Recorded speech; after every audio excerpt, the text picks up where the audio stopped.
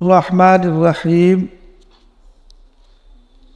عن ابی ہریرہ رضی اللہ تعالی عنہ قال قال رسول اللہ صلی اللہ علیہ وسلم الایمان بضع وسبعون شعبہ فافضلها قول لا الہ الا اللہ وادناها اماطۃ الاذى عن الطریق والحیاء شعبۃ من الایمان متفق علیہ۔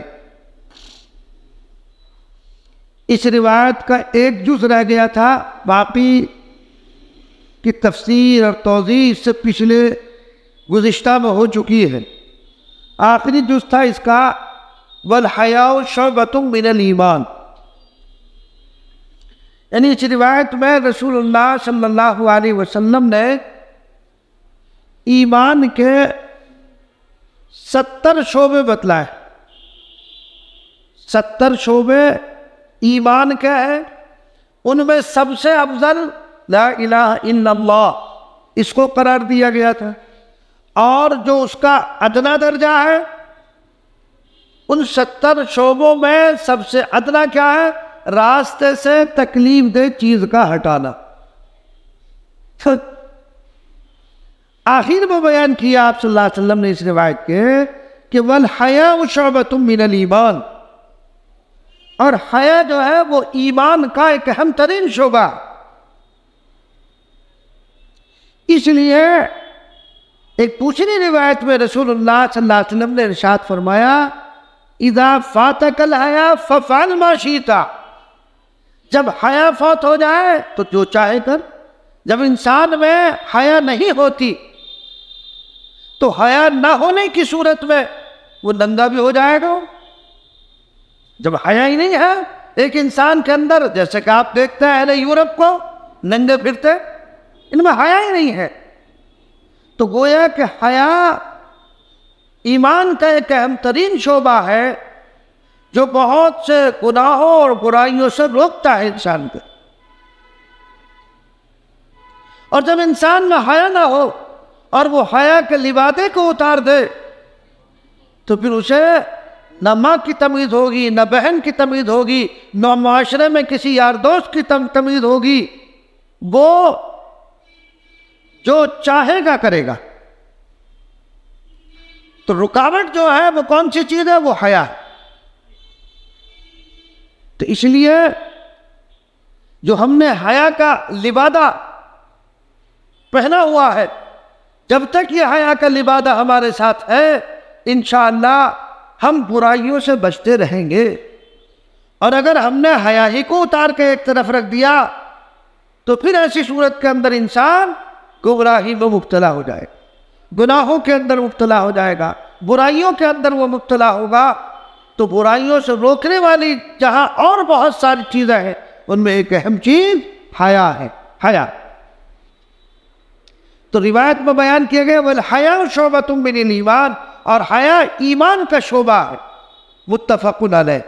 آگے بیان کیا وعن عبداللہ بن عمر رضی اللہ تعالی عنہ قال قال رسول اللہ صلی اللہ علیہ وسلم المسلم من سلم المسلمون من لسانه ويده والمهاجر من هجر ما نهى الله عنه، هذا لفظ البخاری۔ ولمسلم قال ان رجلا سأل النبي صلی اللہ علیہ وسلم ای المسلمین خیر قال من سلم المسلمون من لسانه ويده۔ اس روایت کے جو راوی ہے، نقل کرنے والے حضرت عبداللہ بن عمر رضی اللہ تعالیٰ عنہ ہے، نبی کریم صلی اللہ علیہ وسلم سے یہ روایت نقل کر رہے ہیں۔ آپ صلی اللہ علیہ وسلم نے فرمایا مومن کامل کون ہے، کامل مسلمان کون ہے؟ تو آپ نے فرمایا المسلم من سلم المسلمون من لسانه ويده، کامل مسلمان وہ شخص ہے کہ دوسرا مسلمان اس کے زبان اور اس کی ہاتھ سے محفوظ رہے۔ اس کا مطلب کیا ہے روایت کا؟ اس روایت کا مطلب یہ ہے کہ مومن کامل اعلیٰ درجے کا ایمان والا وہ ہے جس کا ایمان کامل اور مکمل ہے، وہ مومن ہے کہ دوسرے کو نہ اپنی زبان سے تکلیف پہنچائے، نہ اپنے کسی اعضاء سے دوسرے کو تکلیف پہنچائے۔ بعض مرتبہ انسان تکلیف جو پہنچاتا ہے یا تو زبان چلتی ہے اور زبان سے کام نہیں چلتا تو پھر آدمی کا ہاتھ پیر چلتا ہے نا. اس کو برا بھلا کہنا، گالم گلوچ کرنا. جب اس سے دیکھتا ہے کہ کام نہیں چل رہا تو ہاتھ پیر چلاتا ہے. مراد روایت کے اندر یہ ہے ہر وہ عمل جو دوسرے کو تکلیف دے اس سے ہمیں بچنا. اپنے قول سے، اپنے فعل سے، اپنے عمل سے دوسرے کو تکلیف نہیں پہنچانی، اس کو محفوظ رکھنا ہے. اسی لیے امام ابو حنیفہ رحمۃ اللہ علیہ نے فرمایا کہ جو شخص صرف اس ایک روایت پر عمل کر لے گا وہ دین کے چوتھائی پر عمل کرنے والا بن جائے گا. بھئی یہ جو معاشرے میں لڑائی جھگڑا ہوتا ہے ہم آپس میں دست و گریباں ہو جاتے ہیں.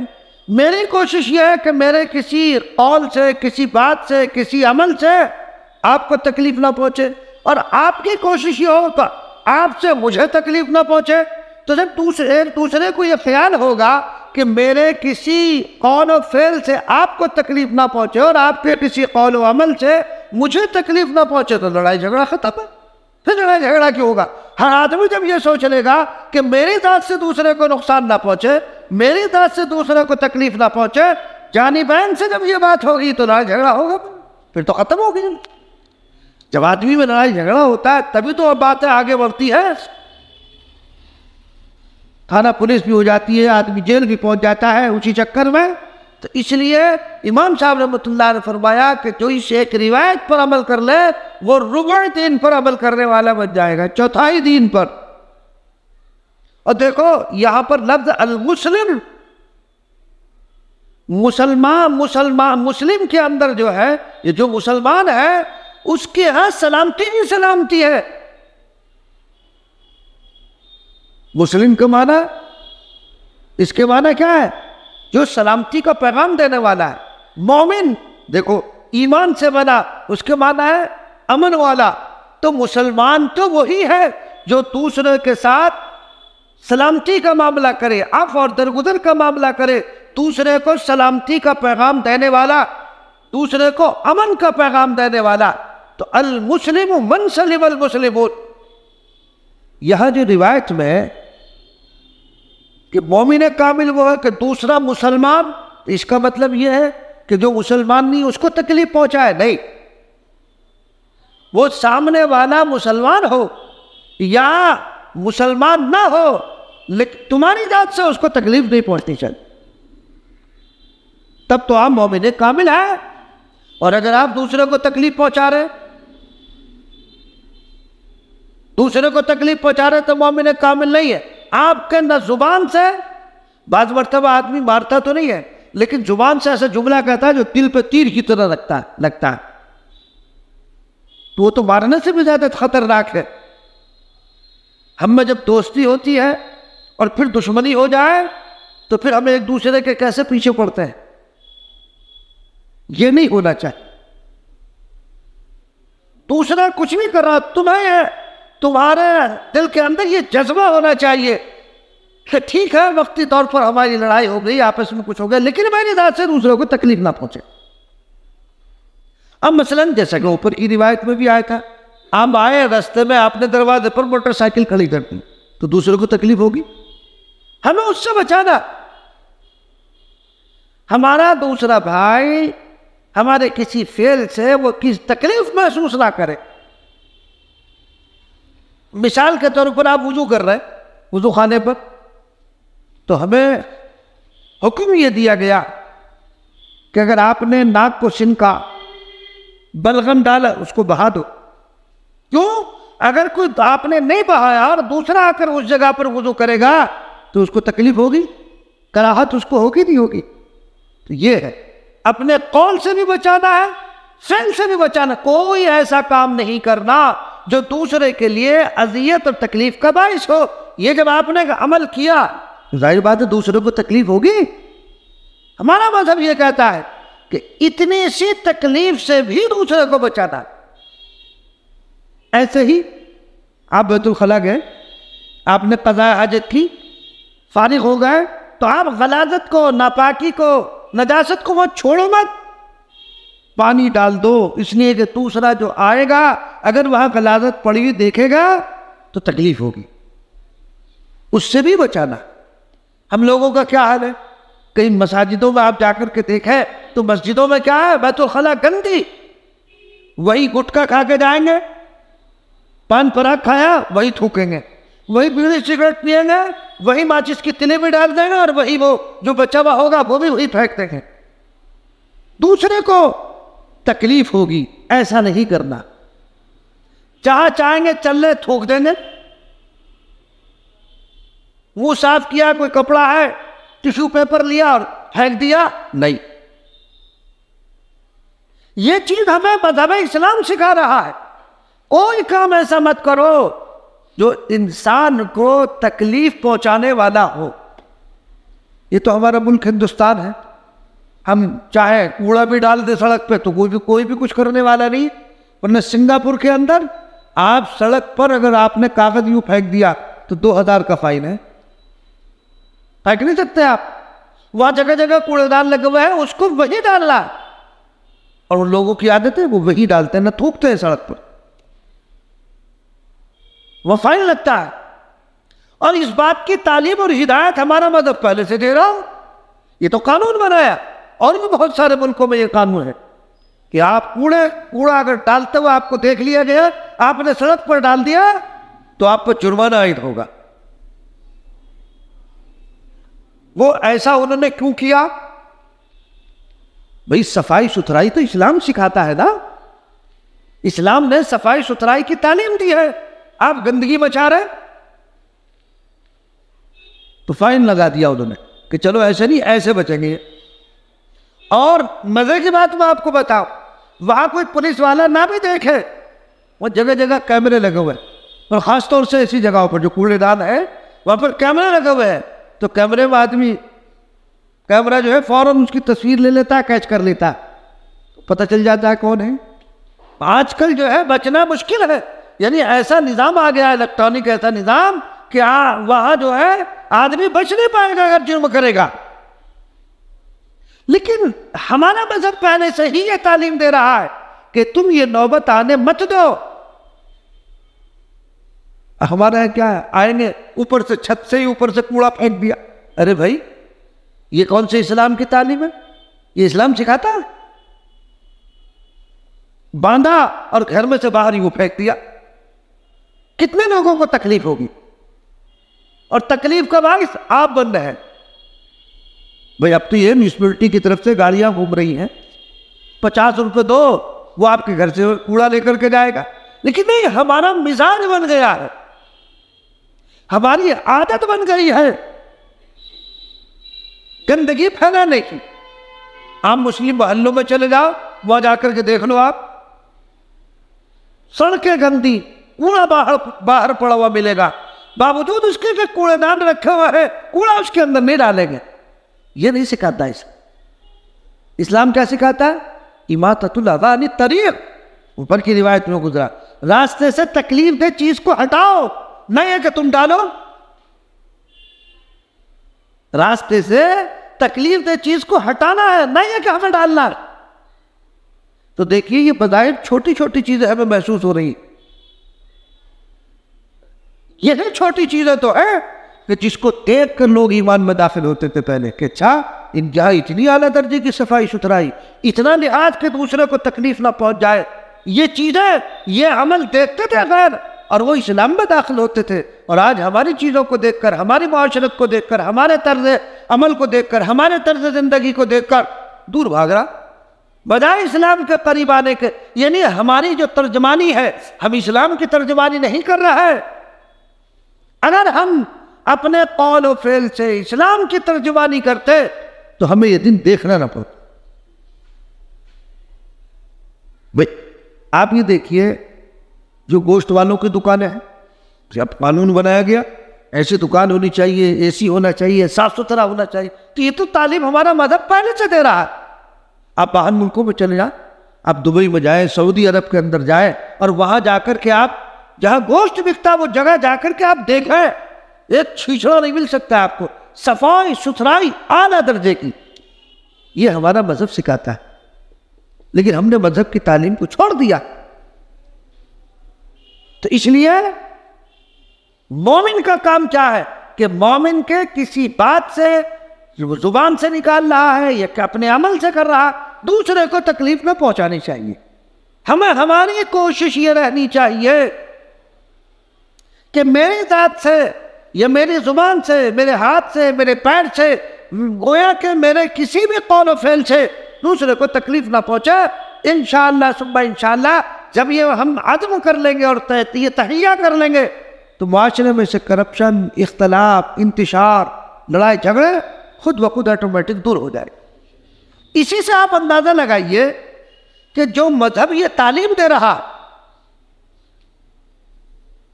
کہ گندگی مت پھیلاؤ، راستے میں تکلیف دہ چیز مت ڈالو، اپنی گاڑی راستے سے ہٹا کر ایک طرف کھڑا کرو جو دوسروں کے لیے تکلیف کا باعث نہ ہو. جس مذہب کی تعلیم یہ ہو اس مذہب کے ماننے والوں کو دہشت گرد قرار دیا جائے، کیسے ہو سکتا ہے؟ مومن اگر مومن ہے وہ دہشت گرد نہیں ہو سکتا. اس کو تو تعلیم یہ دی گئی کہ راستے میں روڑا پڑا ہے اسے ہٹا کے ایک طرف رکھ دو، یہ صدقہ ہے، اس میں ثواب ملتا ہے. وہ تو دوسروں کو تکلیف سے بچانے والا ہے، نہ یہ کہ تکلیف میں مبتلا کرنے والا. تو وہ دہشت گرد کیسے ہو سکتا ہے؟ وہ نہیں ہو سکتا. کتنے بے گناہوں کو مار دیا گیا، یہ ہے دہشت گردی. بچوں کو، عورتوں کو اسلام اس کی اجازت نہیں دیتا. آپ اندازہ لگائیے اسلام کی تعلیم کا کہ اگر دشمن سے مقابلہ ہو رہا ہے وہاں بھی حکم یہ ہے بچوں کو نہیں مارا جائے گا، عورتوں کو نہیں مارا جائے گا، بوڑھے کو نہیں مارا جائے گا، الا یہ کہ وہ تدبیریں بتا رہا ہو. ان کو مارنے سے بچایا جائے، ان کو منع کیا گیا ہے. یہ ہے مذہب کی تعلیم. یہ کون سا انسانیت کا اصول ہے کہ جاؤ اور بم مارو اور بچوں کو اور عورتوں کو اور سب کو جو ہے اڑا کر پھینک دیا گیا؟ یہ ہمارے مذہب کی تعلیم نہیں. ہمارے مذہب کی تعلیم کیا ہے؟ تکلیف سے بچاؤ، نہ یہ کہ تکلیف میں مبتلا کرو. تو اس لیے اپنے کسی قول و فعل سے کسی کو ہمیں تکلیف نہیں پہنچانی. ہم جتنے لوگ یہاں بیٹھے ہیں ہم آپس میں یہ تہیہ کر لیں آج سے کہ میرے سے دوسرے کو تکلیف نہ پہنچے. ہر ایک کا یہ جذبہ ہو تو جھگڑا ہوگا، لڑائی ہوگی؟ نہیں ہو سکتی. تو میرا جذبہ یہ ہے کہ مجھ سے آپ کو تکلیف نہ پہنچے، آپ کا جذبہ یہ ہے کہ آپ سے مجھے تکلیف نہ پہنچے، تو لڑائی جھگڑا ختم. اور جہاں لڑائی جھگڑا ختم ہو گیا معاشرے سے بہت ساری چیزیں ختم ہو جائے. اس لیے اللہ کے رسول صلی اللہ علیہ وسلم نے فرمایا مومن کامل کون ہے؟ من سلم المسلمون، وہ شخص ہے کہ محفوظ ہے مسلمان من لسانہ و یدہ، اس کی زبان اور اس کے ہاتھ سے. دیکھو یہاں پر دو لفظ استعمال ہوئے، لسان زبان کو کہتے ہیں، ید ہاتھ کو کہتے ہیں. چونکہ عام مثلاً جو تکلیف آدمی کو پہنچتی ہے زبان سے پہنچتی ہے یا پھر ہاتھ سے پہنچتی ہے. یعنی آدمی کا زبان سے بس نہیں چلتا تو وہ ہاتھ پر چلاتا ہے پھر. لیکن مراد حدیث کے اندر یہ ہے کہ ہر وہ قول و فعل چاہے زبان سے ہو، آپ کے ہاتھ سے ہو، پیر سے ہو، طرز عمل سے ہو، وہ اگر دوسرے کے لیے تکلیف کا باعث ہو رہا ہے اس سے ہمیں بچنا ہے. آپ نے دیکھا ہوگا بعض مرتبہ دوستوں میں جھگڑا ہو گیا، لیکن وہ جو تیسرا دوست ہے ان کی ملاقات اس سے ہو رہی ہے تو ہم جب گفتگو کرتے ہیں تو اس پر ٹھان ڈال کے کرتے ہیں، ہے نا؟ جملے کستے کہہ تو رہا ہے سامنے والے کو، مخاطب تو ہے لیکن اشارہ اس کی طرف ہوتا ہے جس سے ہمارا تعلق ختم ہو گیا ہے. یہ بھی تو تکلیف پہنچانا، یہ بھی نہیں کرنا، اس سے بھی ہمیں بچنا. تو کوئی بھی عمل، کوئی بھی کام، کوئی بھی فعل ایسا مت کرو اور کوئی بھی بات ایسی مت کہو، کوئی بات اپنی زبان سے ایسی مت نکالو جو دوسرے کے لیے تکلیف کا باعث ہو. اس زبان پر قابو رکھو. یہ زبان جو ہے نا، یہ جو چلتی ہے بہت تیز، اس زبان ہی کی وجہ سے آدمی کی پہچان ہو جاتی. یہ آدمی کے پہچاننے کا آلہ ہے کہ یہ آدمی کیسا ہے، یہ آدمی اچھا ہے یا برا ہے. اس زبان سے پتہ چل جاتا ہے آدمی. جراحات السنان لہل تیام ولا یلتام ما جرح اللسان. انسان کی زبان کا جو زخم ہوتا ہے، اگر آدمی چھری سے بھالے سے کوئی زخم مار دے وہ تو بھر جائے گا، لیکن زبان کا لگا ہوا زخم ہرا نہیں کرتا، وہ ہرا رہتا ہے. یہ انسان کی ایک نفسیات ہے. دیکھو نبی کریم صلی اللہ علیہ وسلم کے چچا کو قتل کیا گیا. حضرت حبشی ایمان لے آئے تھے، ہے نا، لیکن انہیں دیکھ کر نبی کریم صلی اللہ علیہ وسلم کو تکلیف ہوتی تھی، یا چچا یاد آ جاتے تھے. یعنی نبوت کا مقام کتنا اعلیٰ درجے کا مقام ہے. اسی لیے تو رسول اللہ صلی اللہ علیہ وسلم فرماتے کہ حضرت حبشی سے کہ حبشی تم میرے سامنے نہ آیا کرو، مجھے چچا یاد آ جاتے، مجھے چچا یاد آ جاتے ہیں. ایک فطری بات ہے، فطری بات ہے یہ. اب یہ کوئی یہ کہے کہ صاحب یہ نبوت کے خلاف نہیں، نبی بھی تو انسان ہے. تو اس لیے کوئی کام ایسا مت کرو جو جب تم اسے دیکھو کہ اچھا یہ وہی میرا دوست ہے، یہ وہی شخص ہے جس نے مجھے یہ بات کہی تھی، یہ کام کیا تھا، اس کی تکلیف ہری ہو جائے گی. لیکن وہاں تو حضرت حبشی رضی اللہ تعالیٰ عنہ کو، چونکہ ظاہر بات ہے کہ جب حضور کو چچا یاد آ رہے ہیں تو حضور نے فرمایا کہ تم میرے سامنے نہ بیٹھا کرو، فیض رک جائے گا، کہیں ایسے نہ ہو کہ تم محروم ہو جاؤ. تو بہرحال ہمیں جو ہے اپنی زبان سے، اپنے عمل سے کوئی کام ایسا نہیں کرنا جو دوسرے کے لیے تکلیف کا باعث. تو فرمایا المسلم من سلم المسلمون من لسانه ويده والمهاجر من هجر ما نهى الله عنه. اور مہاجر کسے کہتا ہے؟ ہجرت کرنے والا وہ شخص ہے جو چھوڑ دے اس چیز کو جس سے اللہ نے منع کیا. در حقیقت مہاجر وہی ہے کہ جس چیز سے اللہ نے منع کیا اس سے رک جائے، اس کو چھوڑ دے. اور وہ نہیں چھوڑ رہا تو مہاجر کہا. تو اس لیے جس چیز سے اللہ تبارک و تعالی نے منع کیا اس آدمی اس سے رک جائے. یہ تو بخاری کے الفاظ ہیں. مسلم شریف کی روایت میں جو الفاظ ہیں وہ آگے نقل کیے گئے ہیں.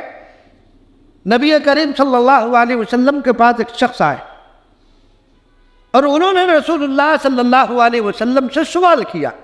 کیا سوال کیا؟ ای المسلمین خیر، مسلمانوں میں بہترین کون شخص ہے، اعلیٰ درجے کا انسان کون ہے، افضل انسان کون سا ہے؟ یہ سوال رسول اللہ صلی اللہ علیہ وسلم سے کیا تو نبی کریم صلی اللہ علیہ وسلم نے کیا جواب ارشاد فرمایا؟ آپ نے ارشاد فرمایا من سلم المسلمون من لسانہ ویدہ. سب سے افضل انسان کون ہے کہ دوسرا مسلمان اس کی زبان اور اس کے ہاتھ سے محفوظ رہے. یعنی افضل ترین انسان رسول اللہ صلی اللہ علیہ وسلم نے اس کو قرار دیا کہ جس کی زبان سے اور جس کے قول و فعل سے دوسرا آدمی محفوظ رہے، یعنی وہ اپنے قول و فعل سے دوسرے کو تکلیف نہ پہنچائے. یہ وہ ہے بہتر انسان. بعض مرتبہ انسان مذاق کرتا ہے اپنے بھائی سے، لیکن ایسی مذاق جو دوسرے کے لیے تکلیف کا باعث بن جائے وہ جائز نہیں. مذاق بھی اس حد تک کی جائے گی جس سے دوسرے کو تکلیف نہ پہنچے. اگر وہ دوست، وہ بھائی آپ کی مذاق سے تکلیف محسوس کر رہا ہے تو آپ گناہ میں مبتلا ہو رہے ہیں. بعض لوگ کہتے ہیں نا کہ مذاق میں تو سب کچھ جائز نہیں. اس حد تک مذاق جائز نہیں ہے کہ جو دوسرے کے لیے تکلیف کا سبب بن جائے. اس حد تک مذاق جائز نہیں ہے. تو اس لیے اپنے آپ کو بھی اور دوسروں کو بھی بتاؤ کہ دیکھو نہ تم ہمیں تکلیف پہنچاؤ نہ ہم تمہیں تکلیف پہنچائیں، تو انسان پھر محفوظ رہے گا. ظاہر بات ہے کہ جب میں نے بھی یہ تہیہ کر لیا اور آپ نے بھی یہ تہیہ کر لیا تو رسول اللہ صلی اللہ علیہ وسلم سے سوال کیا جا رہا کہ انسانوں میں، مسلمانوں میں سب سے بہترین انسان کون سا ہے؟ تو کیا فرمایا گیا؟ بہترین انسان وہ ہے جو دوسرے کو تکلیف نہ پہنچاتا، نہ اپنی زبان سے تکلیف پہنچا رہا، نہ اپنے ہاتھ سے تکلیف پہنچا رہا، نہ اپنے پیر سے تکلیف پہنچا رہا ہے. مراد وہی ہے جو میں نے بتائی کہ اپنے قول و فعل، اپنے قول و عمل سے دوسرے کو تکلیف نہیں پہنچا رہا، وہ ہے سب سے افضل انسان، سب سے بہترین انسان. نہ یہ کہ لوگوں کے گھروں کو آگے آپ کوڑا پھینکتے پھرے، لوگوں کے آگے جا کے غلاظتیں ڈال دیں، یہ نہیں. لیکن نبی کریم صلی اللہ علیہ وسلم کی اعلیٰ تعلیم یہی ہے، اگر کوئی آپ کے راستے میں کانٹے بچھا رہا ہے تو ان کانٹوں کو ہٹا کے ایک طرف رکھ دو. یہ اعلیٰ درجے کی بات. یہ نہیں کہ تم اس سے بدلہ لینے چلے جاؤ، اس کو مارنے کے لیے دوڑو. تمہارے ساتھ تمہیں اگر کوئی تکلیف پہنچا رہا ہے تو تم اس کو برداشت کرو اور اس کو معاف کر دو. یہ ہے رسول اللہ صلی اللہ علیہ وسلم کی تعلیم. کیا فرمایا حدیث شریف میں ہے؟ اللہ کے رسول صلی اللہ علیہ وسلم نے کیا فرمایا؟ سل من قطعک واعفو عمن ظلمک. سل من قطعک، جوڑ اس شخص سے تعلق کو جو تجھ سے رشتہ توڑ رہا، جو تم سے منقطع اور تم سے علیحدگی چاہ رہا ہے. تم مت توڑو، وہ توڑ رہا ہے وہ گنہگار ہوگا. تم اپنی طرف سے اس کے ساتھ صلہ رحمی کا معاملہ کرو، عفو درگزر کا معاملہ کرو. سل من قطعک واعفو عمن ظلمک، اور معاف کر دو اس کو اللہ کے لیے جو تمہارے ساتھ ظلم و زیادتی کر رہا، جو تمہارے ساتھ ظلم کر رہا، تمہارے ساتھ زیادتی کر رہا، تم اس کو اللہ کے لیے معاف کر دو. اسلام کی تعلیم تو یہ ہے. اسلام کی تعلیم یہ نہیں ہے اگر کسی نے جو ہے ہمیں ایک گالی دی تو ہم 10 گالی اس کو جا کر کے دیں. نہیں، کوئی تعلق قطع کر رہا ہے تم بھی قطع کر لو. کسی بات پر ناراضگی ہوئی کہ مرنا جینا ختم، کھانا پینا ختم، موت میرے جنازے میں بتانا، اس طرح کی باتیں جہالت کی وجہ سے کر جاتے، گناہ. نبی کریم صلی اللہ علیہ وسلم تو فرمایا کہ تعلق کو قطع مت کرو، توڑو مت، جوڑو. جو ظلم و زیادتی کر رہا اس کو اللہ کے لیے معاف کر دو.